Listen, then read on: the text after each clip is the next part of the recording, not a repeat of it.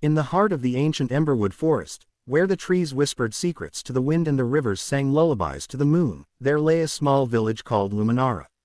It was a place untouched by the clamor of the outside world, where cobblestone paths wound like veins through clusters of thatched roof cottages, and wildflowers bloomed in defiant rebellion against the encroaching shadows of autumn. The villagers of Luminara were simple folk, farmers who coaxed life from the stubborn soil, weavers who spun tales into thread as deftly as they spun wool, and elders whose eyes held the weight of stories older than the oaks themselves. But for all their quiet harmony, Luminara was a place shadowed by a quiet sorrow, a subtle fracture in the communal spirit that no one dared name aloud. At the edge of the village, in a cottage cloaked by ivy and the scent of drying herbs, lived Alara Voss.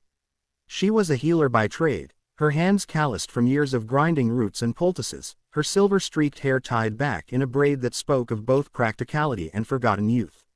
Alara had come to Luminara 2 decades prior, fleeing the smoke-choked cities of the lowlands where ambition devours the soul like a ravenous wolf. She had buried a husband to fever and a daughter to the cruel indifference of winter's grip, and in the wake of such losses, she had vowed to mend what she could, no more, no less. Her days were spent tending to the aches of neighbors, a balm for old Tomas's arthritic knees, a tea for young Lila's restless nights. Yet, for all her skill, Alara's heart remained a guarded garden, walled high against the weeds of hope. It was on a morning thick with mist, when the sun struggled to pierce the canopy like a hesitant lover, that the first ripple of change stirred in Luminara.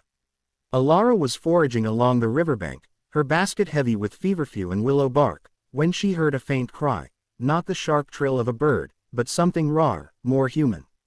Pushing through the reeds, she found him.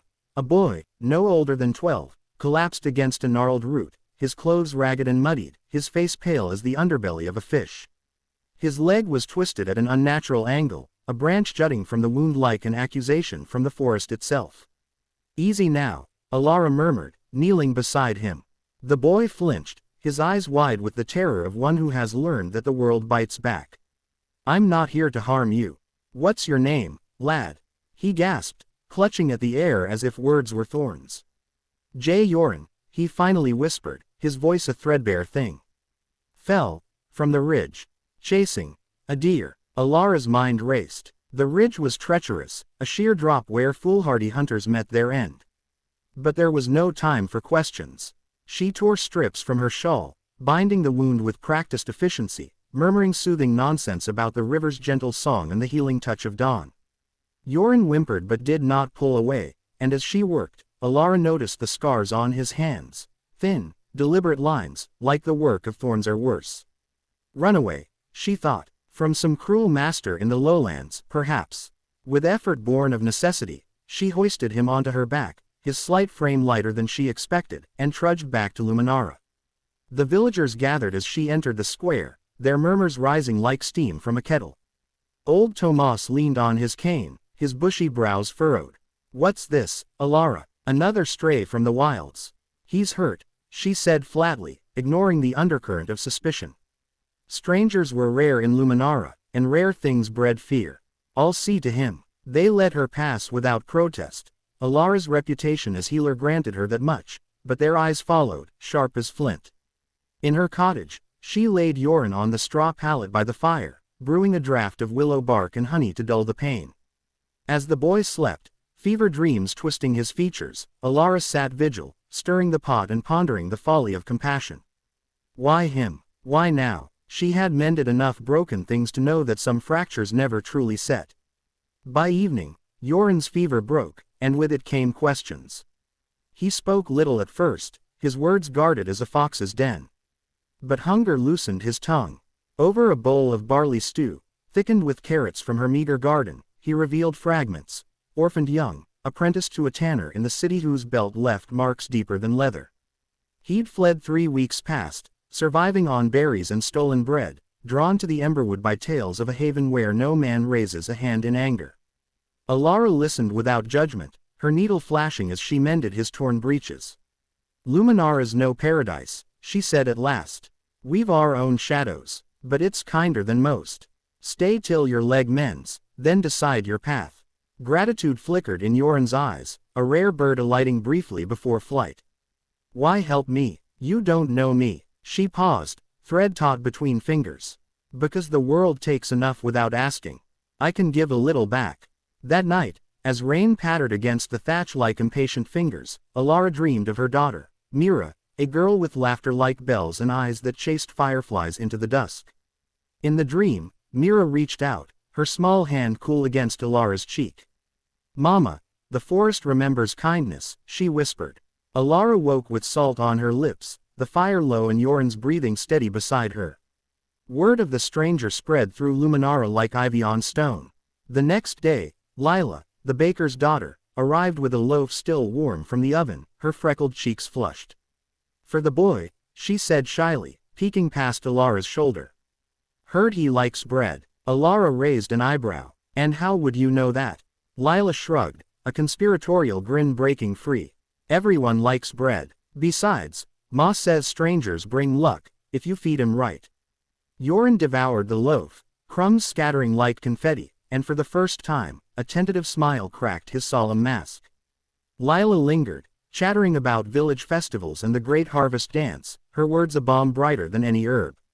When she left, Yoren turned to Alara. She's kind, like you. Alara snorted, busying herself with bandages. Kindness is a habit, lad. Catch it, and it sticks. But not all in Luminara shared Lila's warmth. Garrick, the miller, a broad-shouldered man with a scowl etched deep as a plow furrow, confronted Alara at the well that afternoon. Harboring runaways now, what if he's brought trouble to our door? Thieves in the night, or worse, plague from the cities. Alara met his gaze steadily, water sloshing in her bucket. Trouble finds us all, Garrick, with or without strangers. Judge the boy for what he does here, not whispers from afar. Garrick grumbled but turned away, his boots thudding against the earth like unspoken grudges. Alara watched him go, a knot tightening in her chest. Luminara had always been insular, its peace bought with wary glances at the unknown. Yet, in helping Yoren, she felt a stirring, an echo of the girl she once was, before loss carved her hollow. Days blurred into weeks, Yoren's leg knitting under Alara's care. He proved useful, his nimble fingers sorting herbs with a precision that belied his youth, his sharp eyes spotting wilted leaves before she did. In return, he shared scraps of city lore, tales of towering spires that scraped the clouds, markets alive with spices that burned the tongue, puppeteers who made shadows dance like living dreams. Alara found herself lingering by the fire after supper, the cottage filled with his voice, the air less heavy than it had been in years. One crisp morning, as golden leaves pirouetted from the branches, Yoren ventured out on crutches carved from ash wood. The village square buzzed with preparations for the autumn weave, a ritual where every soul contributed a thread to a grand tapestry, woven with symbols of the year's bounty and burdens. It was Luminara's way of binding past to future, a colorful chronicle hung in the elder hall for all to see. Alara had always contributed alone, her stitches plain knots of endurance. But this year, Yoren tugged at her sleeve. Let me help. I can weave something. She hesitated, then nodded. Together, they threaded midnight blue wool with flecks of gold, Yoren's design a twisting vine that symbolized resilience, a root delving deep through stone. As they worked side by side, villagers drifted closer. Lila added poppies in scarlet yarn, her laughter bubbling like a spring. Old Tomas contributed a stag's antler motif, his gnarled hands steady despite the rheum in his eyes. Even Garrick paused, grunting approval at the vine's tenacity before adding his own mill wheel pattern in earthy brown. By dusk, the tapestry sprawled across the square like a fallen rainbow, its colors vivid against the fading light. Elder Moraine, Alara's distant kin, with a voice like wind through reeds, unfurled it before the gathering. In this weave, we see our year, the floods that drowned the lower fields, the bountiful apples that sweetened our cellars, the strangers who remind us that roots can graft anew. Her eyes lingered on Yoren, who stood tall despite the crutches. A murmur rippled through the crowd, not fear now, but curiosity, a softening, like clay under rain. As the fire was lit and songs rose, Yoren was pulled into the circle, his crutches abandoned in the grass. Lila taught him a reel, her steps light as thistledown, and soon even Garrick clapped a rhythm on his knee. Alara watched from the shadows, a warmth unfurling in her chest like dawn on frost. Kindness, she thought, was not a solitary bloom but a vine, creeping from heart to heart, binding what isolation had frayed. Yet, peace in Luminara was as fragile as morning dew. Whispers from the lowlands arrived on the wings of a traveling peddler named Silas, a wiry man with a cart groaning under pots and trinkets.